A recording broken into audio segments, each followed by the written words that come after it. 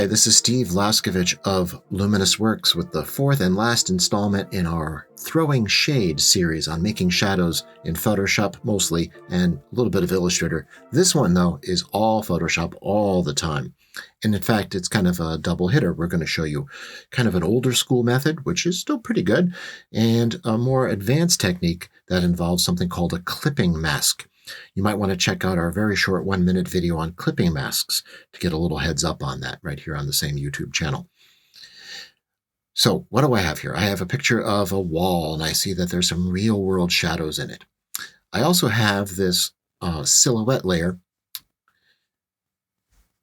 Hello. Oh, right. Helps if I make it visible, which has a fill opacity control here. It was set to 0, but that's kind of a spoiler. We're going to be using that a little later on. Here's the spirit of Thanksgiving turkey or something unhappy and angry. But there it is. It's flying around and it's casting a shadow on this wall. Yeah, I know it looks terrible right now, but it won't for long.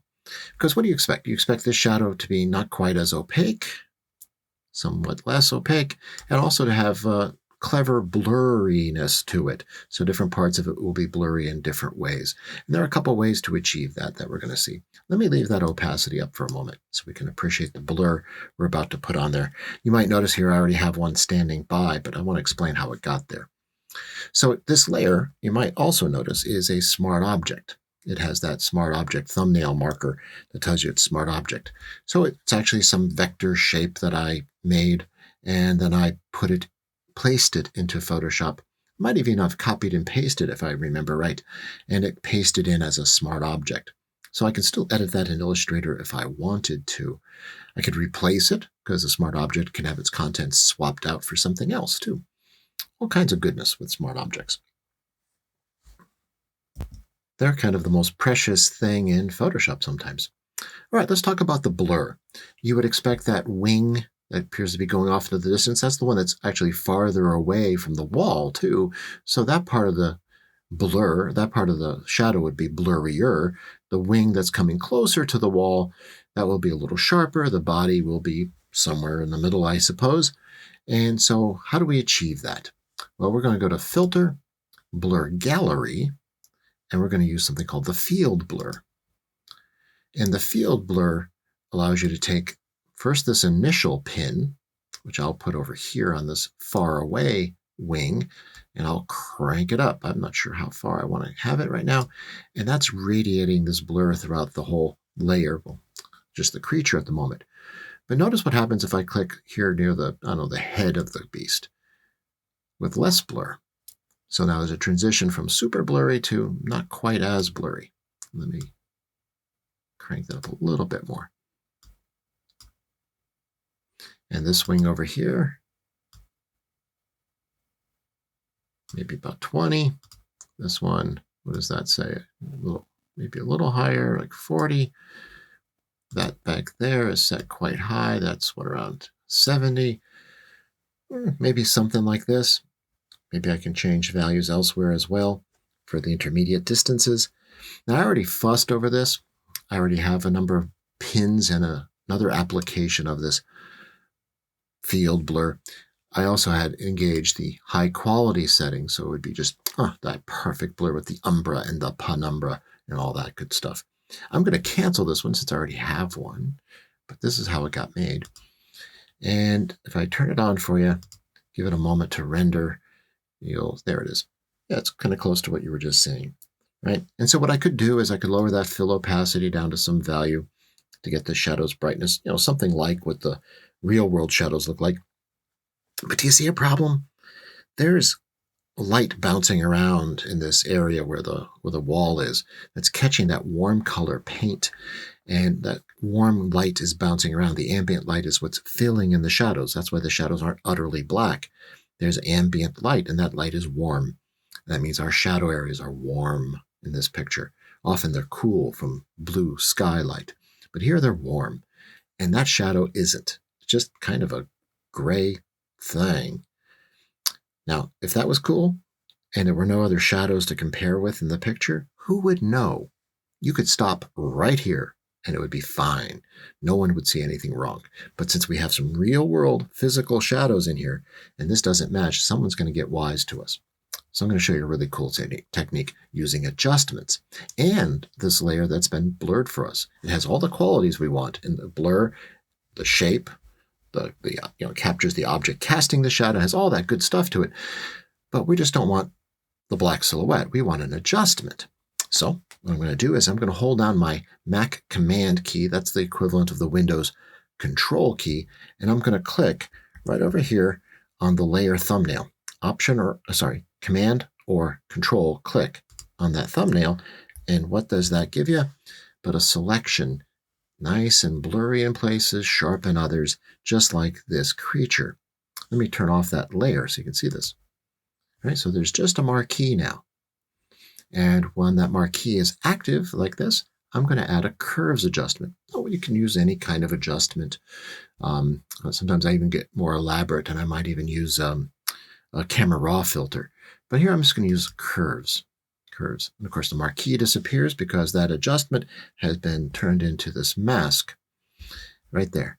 And if I Option click on my Mac or Alt click on Windows on that mask, you can actually see what the mask looks like. And it has all that nice blur characteristics that we just made. I Alt or Option click again to get back to the image.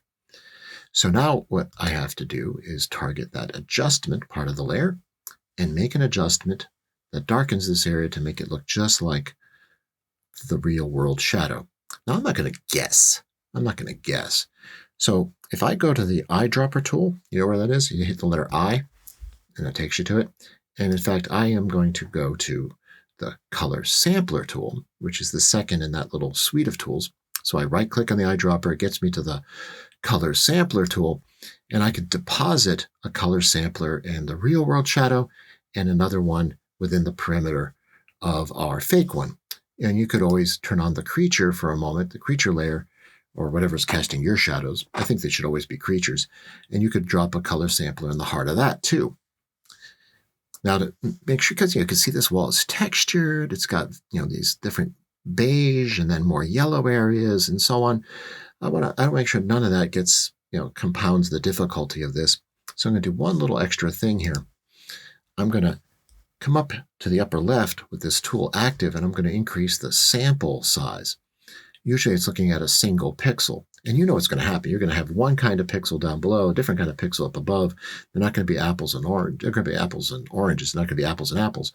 You can pick whatever size average kind of smooths out those differences. I went pretty large, like a 50 by 50 area. So pretty big.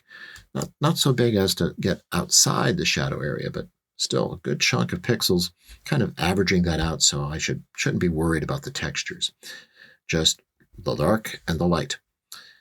Now, it says sampler, but where do I see what it's sampling? What are the values it's sampled? Well, I need my info panel to see that. So up to the window menu, down to info, but I know the shortcut as well, which is F8. And here's the info panel, and it's telling me that down here in the shadow, the sampling number 1, these are my RGB values up there within the confines of the new adjusted shadow. These are my RGB values there. And of course, they're much higher because that area is much lighter. All I have to do is get the RGB numbers in this number 2 area to match the number 1 area. Easy peasy. Over here on the right, I can see my properties panel. This is where I put mine. And I can go to the red channel first. I'm going to grab what I would call the white point of the RGB channel. You can call it the red point if you want. And I'm just going to bring it down until 193 becomes 97. So I'm just going to stare right here, not out here, right here at the info panel. And I'm just going to pull that on down. Whoa, a little too far there. Come on, you.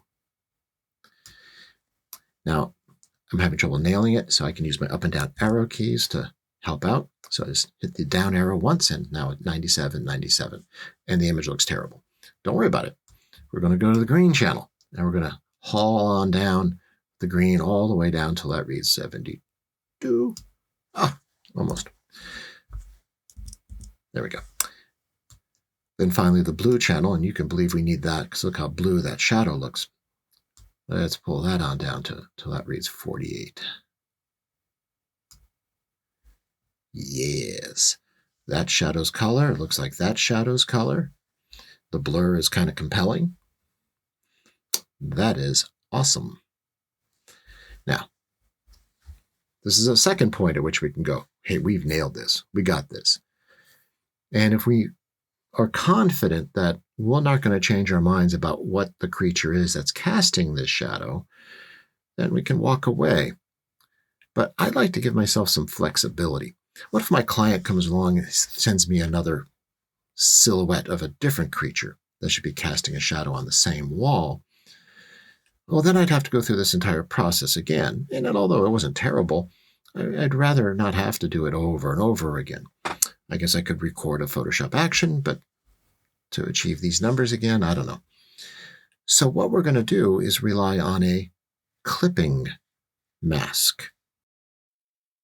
Here's my creature layer. And in fact, I'm going to pull up that fill opacity all the way back to full for the moment. And I'm also going to get rid of the mask on that adjustment layer. Ooh. So I'm going to right click on that mask, delete layer mask.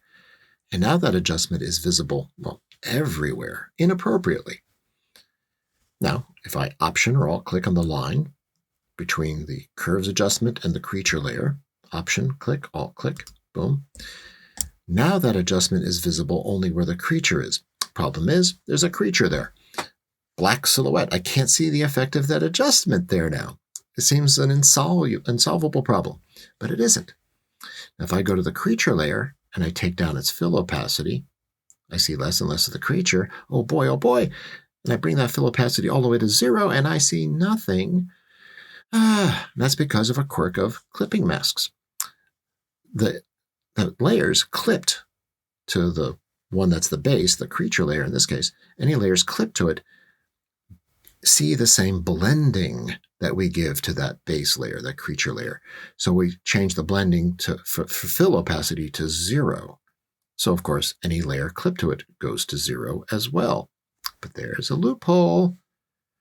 All you gotta do is double click, not on the name of the creature layer, the base layer of this clipping mask, just near to off to the side a little bit. Double click there. You can also go to the FX menu and choose blending options. That'll get you to the same place. So I double click near the name. Here are the blending options. And I can see the problem. And it is blend clipped layers. We got one, the adjustment layer. Blend clipped layers as groups. So it treats the whole thing as one ensemble. So if I increase or decrease the fill opacity, you change the blend mode, whatever, it affects the creature layer and any layers clipped with it, unless I uncheck this. Boom. Now, the clipped layers, this adjustment layer, uses its own blending, its own opacities. The only thing that the clipped layer, the adjustment layer, suffers is the perimeter of my creature layer. So I still get my clipping mask, but I get the blending of the curves adjustment layer, which is set normally. Full opacity, no changed blend mode. It's just an adjustment layer, but it's not allowed to be seen anywhere beyond the perimeter of the creature. So that means if I go to the creature and free transform it, move it, the silhouette you're seeing is not the creature silhouette.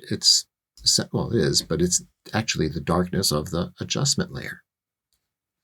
So I can make all the changes to that I want. I could right-click near the name of that smart object and replace its contents with another thing whose perimeter would give me the visibility of the adjustment layer. And it would also inherit the same blur gallery settings. Pretty wild. So now I've got this adjustment giving me the most perfect shadow in the creature's perimeter. Anyway, the technique is a little harder. It's a little bit harder abstractly. But we cover this technique and others that might make it easier in our Photoshop Level 2, not our intro class, but our Level 2 class for design and illustration at Luminous Works. We cover a lot of masking techniques in all of our Photoshop classes at Luminous Works. Just head over to luminousworks.com.